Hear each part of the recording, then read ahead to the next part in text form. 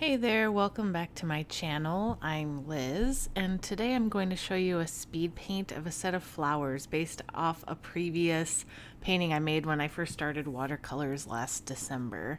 And while discussing the ever so interesting subject of quitting an SSRI, I believe some people could relate to this, but if you're unaware of what that is, an SSRI is an antidepressant that stands for Selective Serotonin Reuptake Inhibitor.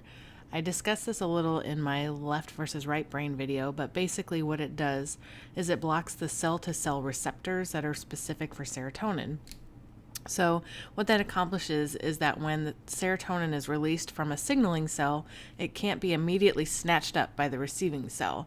And because of this, the serotonin sort of hangs out in the synaptic cleft, which is a fancy term for the space between the cells.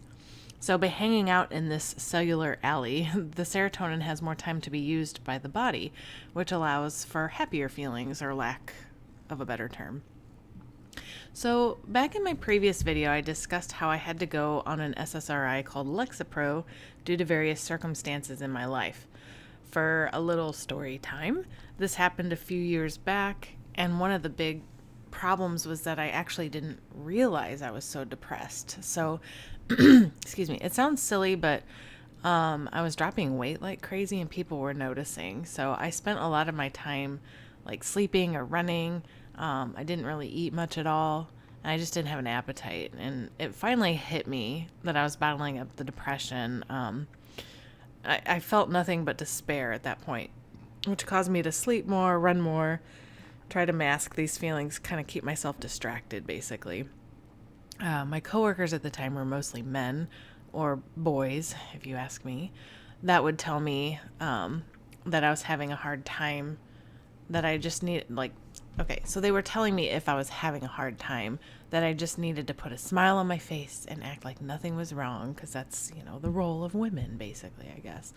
So I would hide a lot from others because it was getting harder and harder to act like I was okay.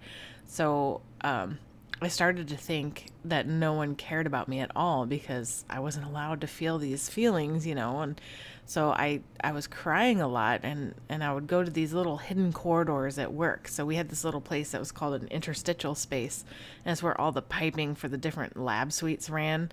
I would go in there and hide, and sometimes I would even go into the walk-in freezer to hide. So that's how bad it was. The walk-in freezer was -20, by the way.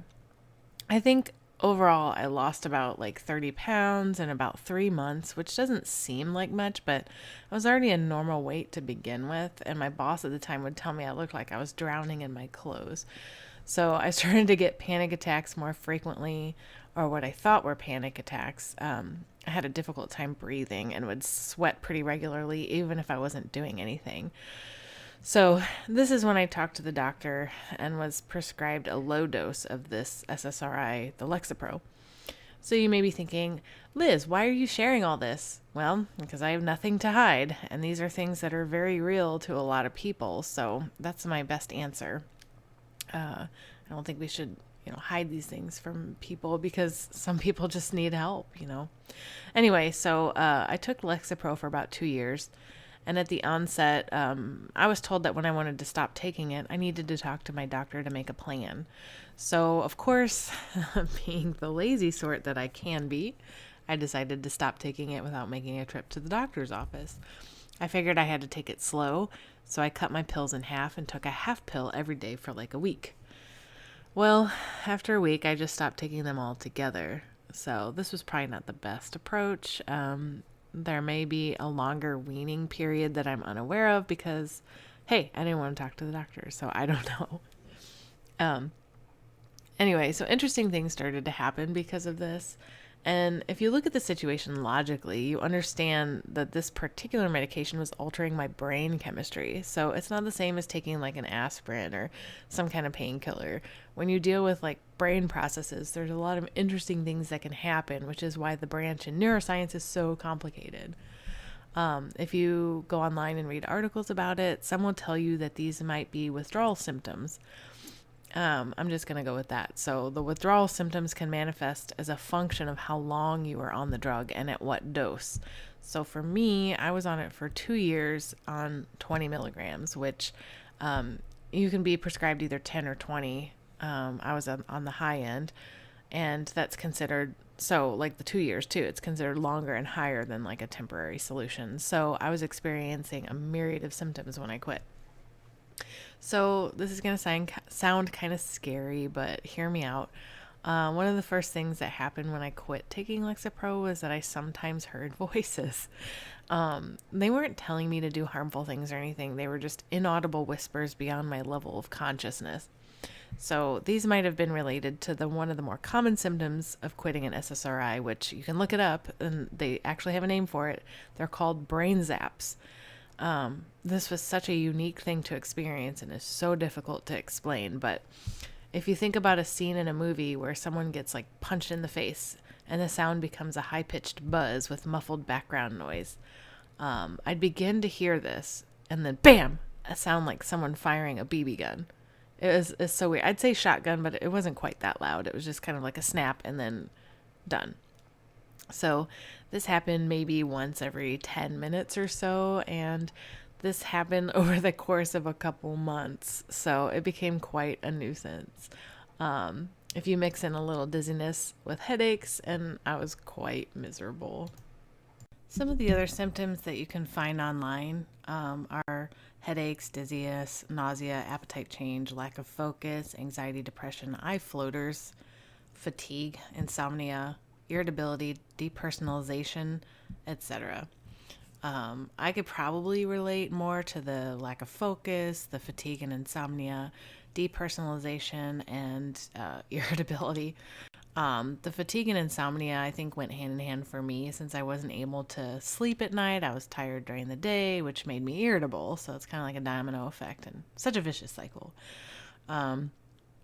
Depersonalization is a little bit harder to describe too, kind of like the brain zaps, but like, I guess it just, how do I explain this? Kind of like you don't feel like a part of anything. Like it's just you don't, you feel disconnected from other people. It's, unless you like actually experience it, it's really difficult to explain because it's more than just saying that. It's like, I don't know, difficult to explain. When researching this and seeing that eye floaters was one of the symptoms, I thought that was kind of interesting because I didn't really notice if eye floaters was a thing for me because I guess I don't really pay attention to that. Being a microscopist too, that's, I don't know, it's kind of interesting that I didn't see that, but that's okay, I guess. Not one of my symptoms, but I guess that would make sense too because your eyes and your brain are connected, so I guess things will happen. But I always thought eye floaters were kind of like little dead skin cells, or not skin cells, but dead cells in your eyes that were just kind of floating around. But I don't know. I don't know much about that, so. But anyway, so I guess these are my experiences of quitting an SSRI, and some people may relate to them.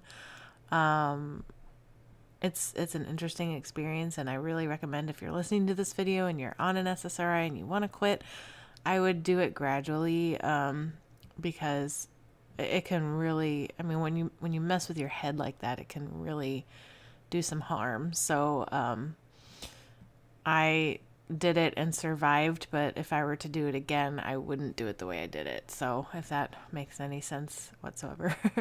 But yeah, so that is my experience, and I wish the best for anyone that's trying to quit or is thinking about going on it as well.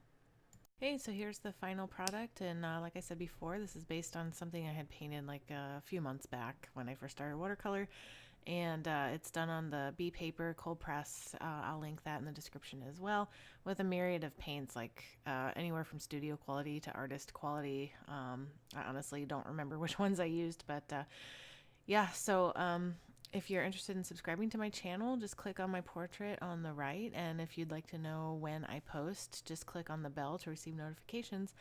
And anyway, I'll see you next time for another video. I'm going to try a new series where I might be doing like dream sequences. We'll see. We'll see how well that pans out. But anyway, stay tuned. Until next time, bye.